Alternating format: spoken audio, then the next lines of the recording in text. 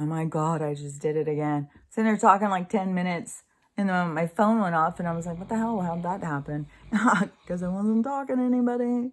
Oh my God. Okay, so let's go back to what I was saying. So, when I was talking about like the animal thing, they think of us as animals, and we are. If you go back to the Sumerian tablets and you look at the transition from monkey to man, and there's also some places in there where they don't know how it jumped, like how it went from this to this. Like if you go in and you look at what scientists say or anthropologists or whatever, it's called the missing link, I think. But so, and when they first started, they kept killing us because we were too animal-like. We like to have sex and we were always grunting and groaning, which is probably why they decided, hey, let's develop a language. Let's force them to use it. And then we can manipulate them. We'll train them like monkeys. So they went through a couple of, in the development stage of like, no, we're two animals still. So they would kill us and then they would try again. So, then they get to this part of, our human development. And it's been so manipulated, but I feel like that it's part of why we have all of these artificial smells and perfumes. Because if you think about a dog or other animals out in nature, they have a certain smell to them. And it's a smell recognized by other of them, like a deer would know if another deer was coming into the pasture, or they would know if it was a grizzly bear, because they know they can recognize smells, right? But they've kind of cut us off from that. We are animals that they treat like animals, but they try and manipulate us to think that we're not being treated like animals, that they care about us or something, but they don't. So I think that, if we were in a group of people, which, it wouldn't be like automatic, because there's still so many people I'd be like, oh my God, they stink. Oh my God, I need some perfume. Oh my God, everything stinks, because they are away from natural smells. They're used to this alternative reality that was created, and that they have, created what it smells like. And I think it is to keep us from being able to, like, if you think about, if you went into a group of people and it was, just everybody just smelled like a regular human being. They didn't have on perfumes and stuff like that. And you were being guided more by your sense of smell. Then you would, for one thing, the pheromones or whatever, they are arousing, that they are something that makes you feel good. It makes you feel kind of, turned on or something. And certain ones you're really drawn to. But if we were more like that, more in our natural state, I'm not talking about filthy, dirty, gross, like I never take a bath, I smell like hell. I'm not talking about that. I'm talking about people who still are clean, but they don't have all of the perfumes and all of that shit on. So that would be, I think, if you were in a group of people, you wouldn't be looking of how to divide, like, oh, do you wear this? Who'd you vote for? Do you do all of the bullshit? That it would be more of a natural, like, a natural smell kind of thing that would make you be different to each other. You know what I mean? I don't know if I'm explaining this right, because I can completely see it. I can understand what they're telling me, but I don't know if I'm explaining it right. But the natural smells would keep us more connected to each other, because we are all the same beast. And, just think about this too. Oh my God, that just, think about it, we're all human, going around with our smell or whatever. And we had natural smells. We didn't have all the fake perfumes and all the bullshit. I bet you would smell a reptilian come. You would know if a reptilian was in the room or some other being from some other place. And this is another thing too. When you talk about the beings from other places. So yesterday I was watching this. God, she's really snoozing. But usually she would sleep all the time. Like, and I think that's why she's getting so moody, is because when she tries to sleep, she's so uncomfortable. But, and I get it. I do get it. So yesterday I was not watching, I was listening to a story. And it was like a 3-hour story. I haven't even finished it. And I don't know. I mean, there's part of it where when I started, I was like, is this true? Like, this guy is telling this is his true story? But as the story went on, I was like, oh, okay, this has got to be made up. There's no fucking way. This has got to be made up. But I don't know. I mean, there's crazy stuff out there. There's a lot of supernatural that we don't know about. And, you know, there's certain places, Appalachian, and there's a lot of places, a lot of mountains and stuff where, like Mount Shasta, there's a lot of different places that they think that there's portals and ways to go into the inner earth and stuff like that. So, you know, there's a lot of magic out there.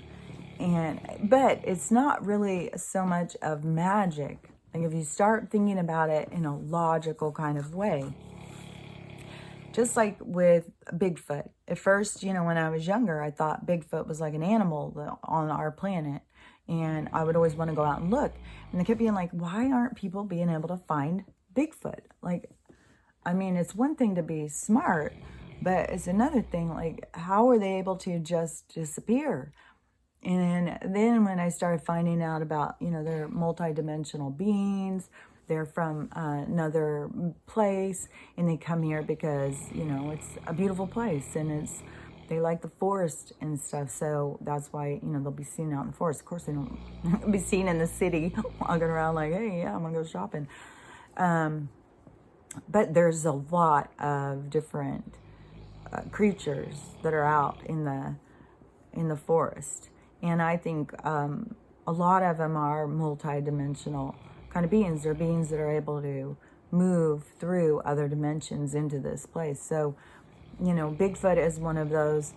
And this is, so in this story, this guy, he's talking about his family. I think he said that they were Navajo or something. I swear to God, he said that they were from some sort of a tribe, and his parents had started this little hotel, and he's going through his whole childhood telling all of this stuff, and you could kind of tell where it was headed, you know, the whole time, but it just kept developing more and more into this story of this family that would come every 4 years, and I mean, they were obviously vampires, and it's a whole lot of stuff in this story. But the thing is that people think like, oh, no, there's no vampires. Hell yeah, there's vampires. There's definitely interdimensional beings, multidimensional beings that would live off of our fluids, you know, off of our blood. And they can come in here and, you know, we are a food source, no matter if people don't want to think it or not.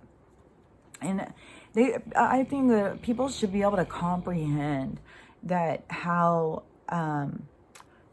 you know, how much nutrition could be found in blood, because you've got all these people who eat red meat, you know, and bloody. I want it bloody and, you know, practically raw. And that isn't different. It's just that we are their meat. We are their blood. You know, we are what they live off of.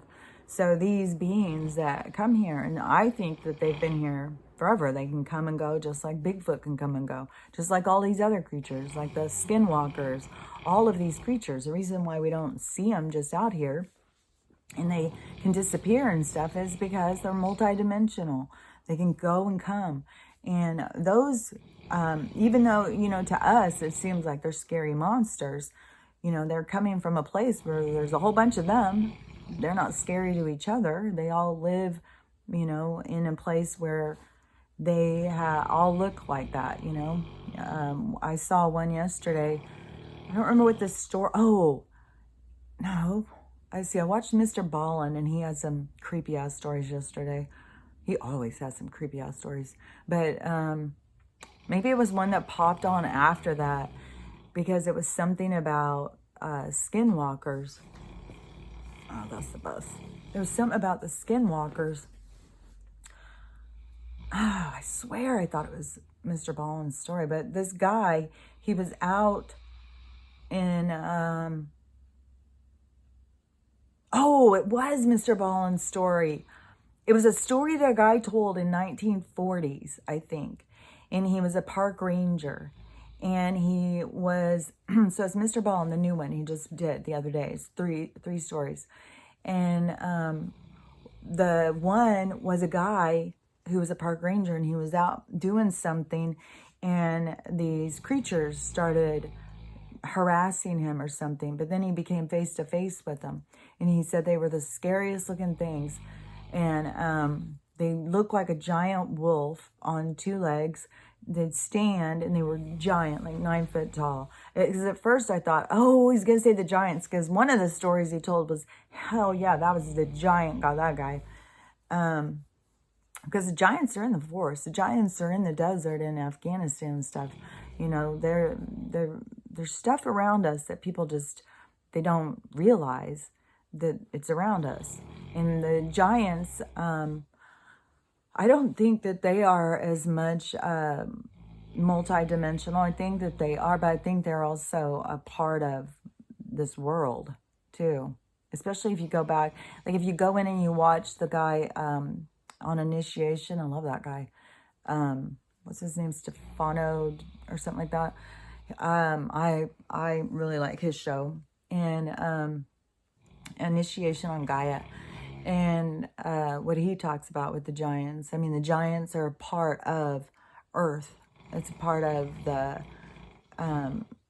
keeping the record or something. And then he says something. And there's different kinds of giants. And we have a lot of burial grounds of giants and stuff. And there's a lot of people that are starting to find more and more out about the giants. So the giants is a real thing. But so this creature that this guy is in contact with, he said it was giant, like 9 foot tall, and it stood up like a werewolf or something, but his face was of a jackal. It had really long teeth, but it talked. And but it talked telepathically. It would tell him what it wanted to say. And it said that they were going to sacrifice him, but they decided not to, but he's going to die in 6 years, a violent death. And so the guy was just freaked out, you know, I mean, he was scared shitless. And he thought they were going to kill him and stuff. And then I think they disappeared and he ran. You'd have to go listen to the story. But, and then, you know, he went through, he started having seizures and all sorts of stuff. He was a wreck. And then he ended up having a violent death at 6 years. And so there's all of this supernatural, what we consider supernatural, but they're just creatures from other places, like wherever they're from. I mean, they could be from a place like, I don't know, Lemuria or something, you know, where there's lion people, jackal people, you know, all these different people. And like I've said before, like, people have a hard time accepting people of a different color or a different gender.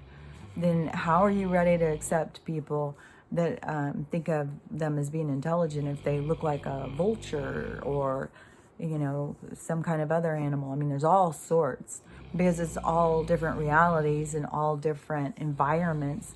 And whatever creature is there for incarnation is so for that experience. So you have to be adaptable to that environment. So there are all sorts of different kinds. And, you know, not everybody's a humanoid. There's all sorts of kinds of multidimensional beings going around. And so the, what was I going to say? Something with so the multidimensional, so the vampire people, did I finish talking about that? Anyways, I don't know. Maybe I did. The vampire people, all of this stuff is real. Skinwalkers, vampires, Bigfoot, all of those things are real things, but they're just not from this place. They're from other places, and they're able to come to this place. But the good news is soon we're going to be able to go to other places. We're going to be able to go to their places. We're going to move into a whole different kind of state of being, just like they are. But that's why they're more advanced. If we were more advanced, we'd be able to do what they can do. No, they can do things we can't do. We are going to be learning how to do those things, how to go through portals, how to enter other dimensions, how to go to other places and, experience. That's what I like about that. I think that movie, I think it's called Valerian or something, and how they show all of those different dimensions and all those different creatures, and everybody, is coming together. It isn't about, there's always going to be warring kind of beings, that want to take over other beings, and that's why we've had so much going on here for so long. But they also think they have ownership over us because we are created, not the monkey part of us, but how they changed our DNA and stuff to create what they wanted, their slaves. So that they feel like they have ownership over us. And anyways, I feel like I'm just getting lost in what I'm talking about. I think I've made my point. Hopefully, I've made that clear and people can understand. I feel so much like this transformation we're going through is that of realizing that you're already in a metaverse. You're already in a multidimensional universe. You don't need to go and play it on TV. You're in one. So when you pull into yourself and you begin to experience life in that way, it is going to open you up to everything else. The whole thing is their ability to trap consciousness, to trap it so much that it's like, oh, that's not real, that's not real, that's not real. They've got people trapped and convinced and misled and manipulated. And so the transformation is pulling free from them and that system and starting to look around and noticing the world is magic. It's supernatural. And, we're headed to a great place. And, this is just a transition. But it's each person having to just wake up to the truth. And it's quite the process. Who knew? But anyways, that's what's going on as far as I'm concerned. And, I don't know about the other stuff, in the 3D, like I've said about a zillion times, I can't even believe how the slow movement. But, they've had their hold on this society for a very long time. And it is, it's like they've got their fingers clutching us, and it's like they're taking each one. And like I said, it's like they're using a little file, taking it off slowly. And I think that the purpose of taking it off slowly is so more people notice, more people can see. You can, people start to understand what's going on. Because even though, like I've said so many times, the people who I know who still don't know certain truths, they're seeing through other truths. So everything is moving. It's just moving in all different ways for all different people, kind of like if you took some water and you put it in a little dish and you had all of the little, water creatures in there, like if you do that, you can see there's just all sorts of little stuff swimming around and everybody's going all different directions. That's kind of like what's going on for the souls as they're awakening. It's just everybody's doing it all different. And, the more that we just don't want to control them and we don't want to control them and make them see what we see, the more we just let it go and release it, the more it just develops in its own time. And it is, it's a lot. It's treacherous to watch some of this. It's very difficult.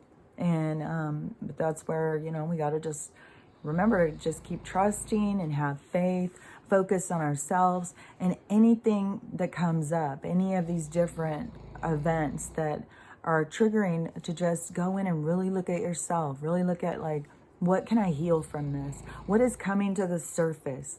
What is it I need to look at? Because once I look at it, and when it comes to the surface, it's an opportunity. When I look at it and I go deep into it, then I clear it. It goes away, you know, and it leads you to the goal, like I'm always talking about. It's the self-acceptance. It's beginning to learn to love yourself. And another thing too, and one of my daughters, you know, when I was talking to her, and I said, you know, how psychology is so it's different than just regular healing. Like if you go into spiritual healing, you can feel that you are healing, and it's accepting other people. Psychology always has to have someone to blame. And we don't want to be in that. We don't want to be like that. Like when I was talking to my daughter yesterday, I said, because she was like, you know, she's a social worker who works with people who have a lot of problems. And she's like, there's too many people who should not be having kids, and they're having kids, and they're discarding their kids. And, you know, she gets really upset about it. And, you know, she was just on a kind of a rant, you know, like, you know, people have got to be held accountable and stuff like that. And so I was like, okay, so what do you want then? You want all of these sad, miserable parents to all be, you know, on Tinder, drunk and on drugs? Is that the society we want? Is punish these people and make them hate themselves forever? Because that doesn't make any sense, does it? No, everybody is the aftermath. I'm seeing like a car driving, and they've got all their bags on the top of the car, and all the bags are flying off. That has been everyone's experience. You know, everybody's damaged goods. Everybody, like, you can't blame your parents. How were they supposed to be able to do something different? You know, this world has been set out to keep us in decline, to keep us sick, to keep us unhealthy, and and they, you know, are huge on trying to kill the family. You know, they don't want us to, they just want us, I mean, their end goal is, you know, we're droids, we're just, you know, sexless. We don't care about sex. I don't know why that bothers them so much. Are they frigid? Like, I don't know. Like, why does it bother them? I don't know. Maybe it's the same, like if we're, I remember once I was at school, it was junior high, and these two dogs were in the front, you know, the yard of the school. These two dogs came up, and they're having sex, and all of the windows for all the class went across. And I was upstairs, and I remember we were all watching these dogs have sex. And, you know, everybody's like, oh, gross. And I've also, you know, seen a horse. That's something, oh, God. I was driving, when I lived in Dallas, you know, and we lived on a road, there was a lot of pastures. We lived in a kind of a rich place, you know. And so there was a lot of places where there was horses and stuff. And one time we were driving down the road, and there was a horse mounting another horse, and oof, that's a sight you never get out of your head. It was something else. And so I don't know, is it that's why they don't like us too, because they just look at us like disgusting animals, or are they really just frigid people who, you know, have their kids out of labs? I don't know. I mean, that's where they want us to be, but all they care about is a slave of energy. That's all that has been developed. And, you know, the whole thing of why this is this transformative time is because, you know, humans have proven that they can develop, they can become better, they can learn, and they can, you know, we are spiritual. You know, people just don't remember yet. Everybody's going to start remembering. Everybody's going to start feeling that fire inside turn on and connect them. So, anyways, I feel like that, you know, no matter what, they can't hold back what's happening. And this is just a complete transformation of humanity. And, you know, I don't know, these people just, there's just so much for people to understand. And I mean, sometimes I feel like I could just sit here and talk for hours and hours and hours trying to explain it. But unless you're talking to somebody like face to face and you can understand, like, oh, they can get what I'm talking about, you know? And people aren't gonna, not everybody's even gonna understand, because you can only understand to your level. If somebody's talking about something that is beyond your comprehension, it's just you're not to that level. So, you know, and I mean, it's silly because you got people like, that's not true, you know, attacking you. It's like, oh, it's kind of sad. You know, you need to level up. But anyways, I'll end with that. I'll talk to you later. Bye.